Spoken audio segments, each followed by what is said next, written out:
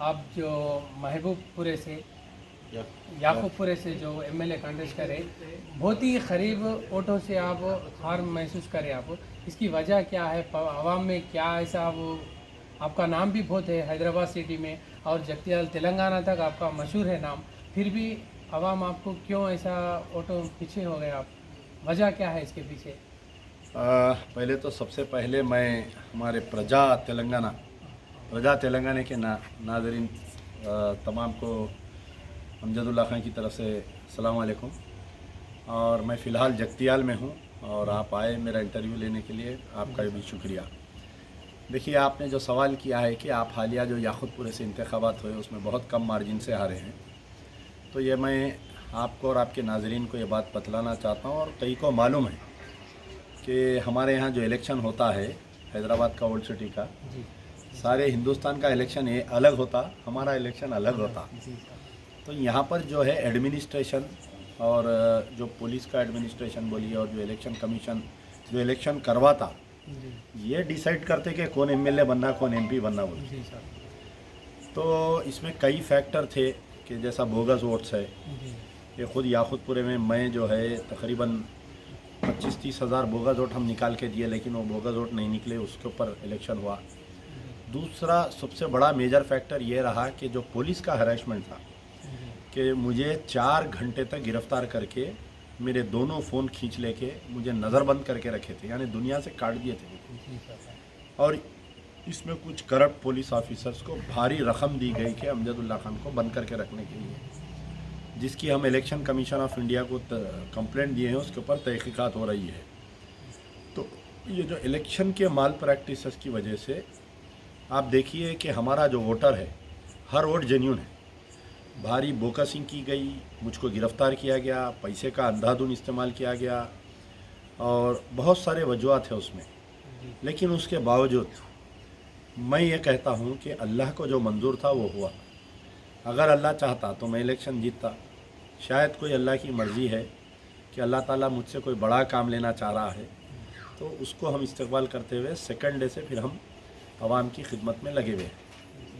और ये अब आगे आने वाले पार्लियामेंट जो इलेक्शंस है, अब इसके बारे में आप क्या सोच रहे हैं? फिर आप एमपी को कंटेस्ट करने वाले हैं क्या?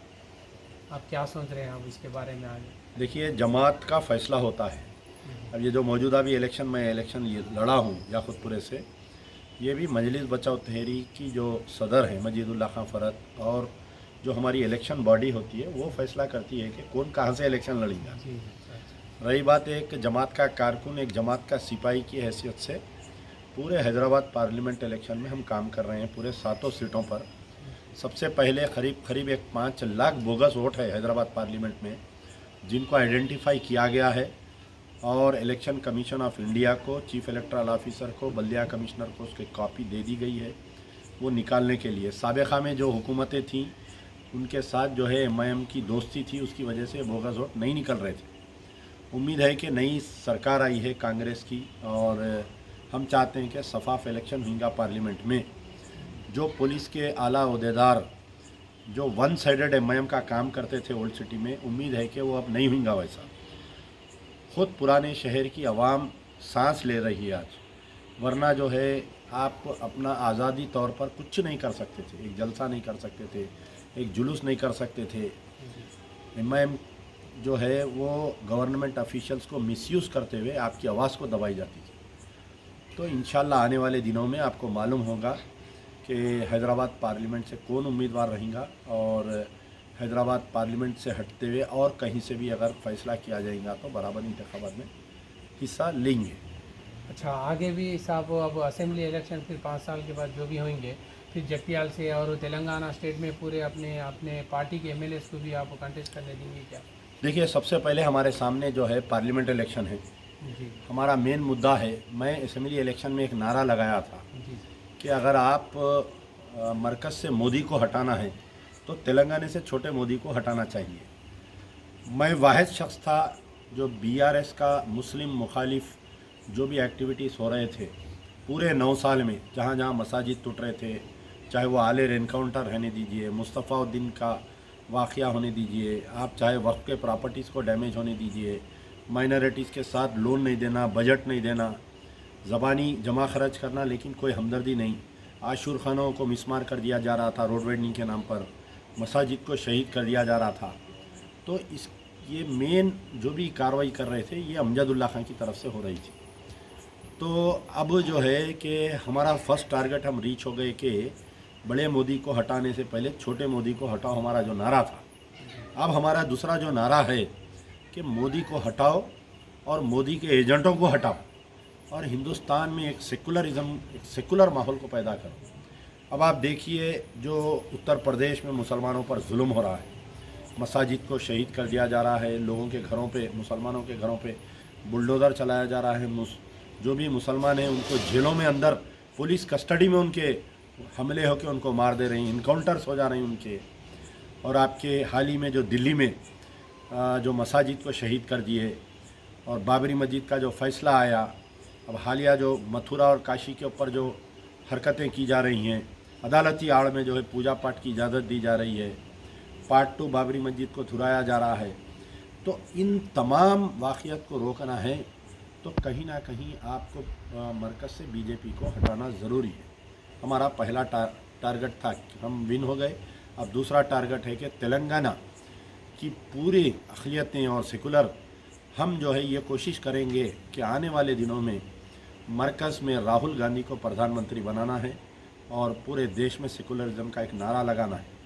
उसके बाद में हमारे सामने जो है कि तेलंगाना में जो पंचायत म्यूनसिपल इलेक्शंस होंगे, ग्रेटर हैदराबाद में जो म्यूनसिपैलिटी जहाँ पर भी है उसको हम टारगेट करेंगे। हमारा तीसरा एम है।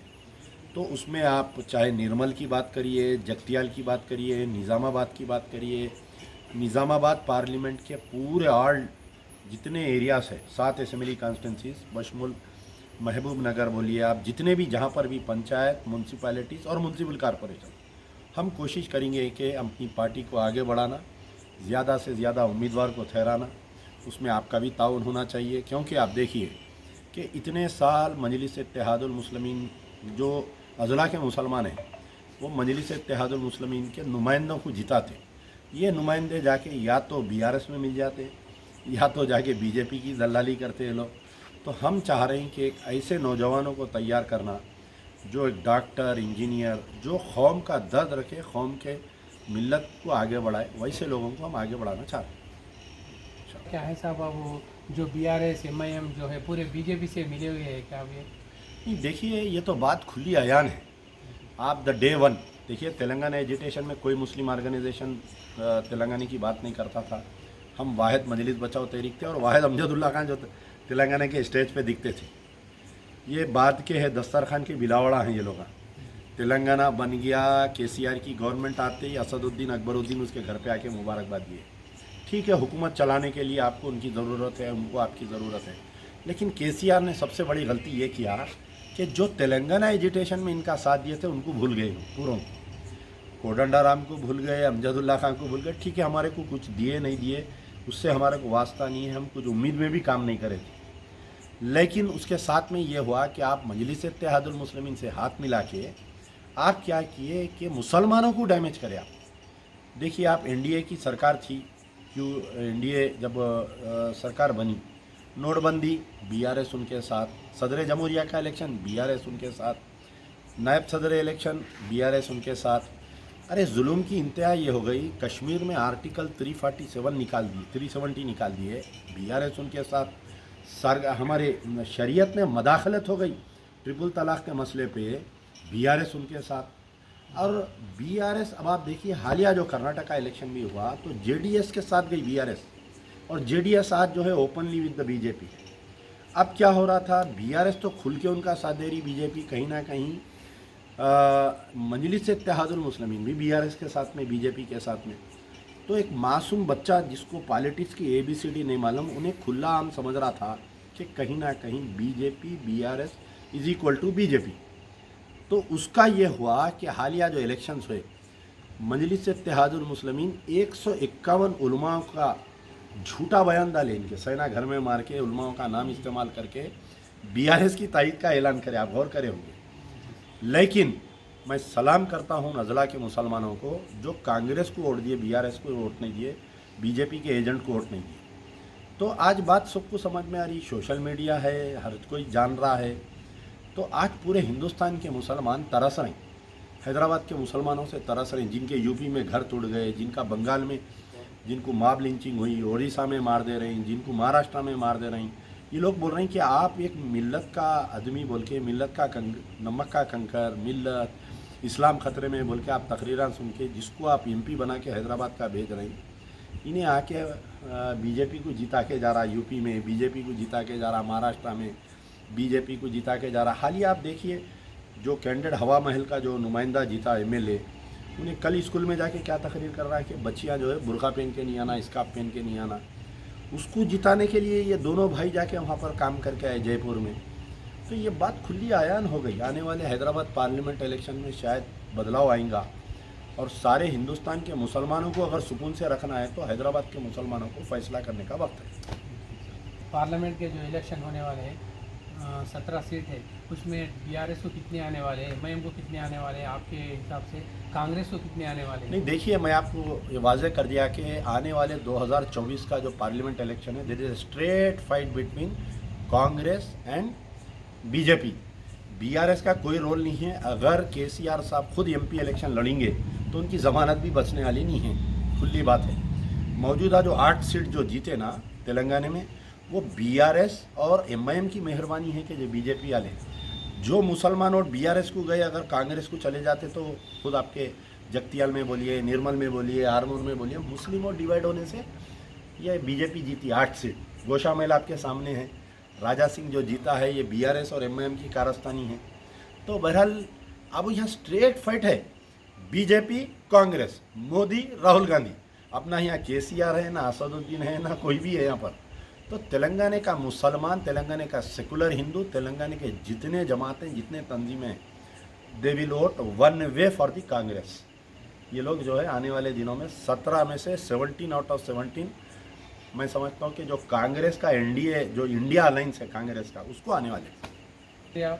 अमजदुल्ला खान साहब का जो प्रजा तेलंगाना टीवी न्यूज़ से इतना अपना कीमती वक्त निकाल के बात करें, और एक बार हमारी प्रजा तेलंगाना टीवी न्यूज़ रिपोर्टर्स और डॉक्टर आजम सीओ बहुत बहुत शुक्रिया अदा करेंगे, इनका कीमती वक्त जो निकाले। आज फंक्शन में आए हैं महमूद अली साहब के भाई के बेटे के शादी में, जो बहुत बहुत शुक्रिया अदा कर रहे हैं आप जतिया। आपका भी शुक्रिया, आप दूर से आए, करीमनगर से आके मेरा इंटरव्यू लेने, शुक्रिया।